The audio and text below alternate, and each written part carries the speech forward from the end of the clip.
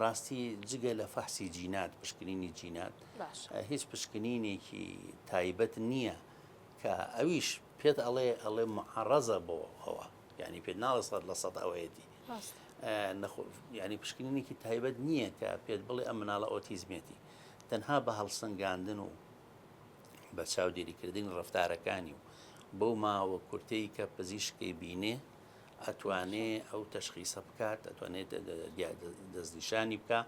و ئەو دەستنیشانکردانەش زۆر جار ئەبێ دوای 6 مانگە بۆ ساڵێ دووبارە بکرێتەوە چونکە بۆی هەیە مناڵێک لە قۆناغێکی دیاریکراوی تەمەنیدا مثلا گرفتێکی دەرونی هەبێ وای لێکرد بە هەندێک نیشانە دەرکەوێ یاخود لە ژینگەیەکدا بوو ئێستا ژینگەکەی گۆڕاوە چۆتە شوێنێکی ترەوە وەزعی باش بوو بێ و گۆڕانکاری بەسەرهات بێ یعنی ئەوە نییە کە نەخۆشیەکە بتوانێت بڵێ دەست بەجێ ئەمە کۆتایەتی بۆیە پێویستی بە بەردەوام چەندەها جار بینین هەیە بۆی بتانی دڵنیابی و تاکید بی کە حاڵەتەکە ئۆتیزمێکی تەواوە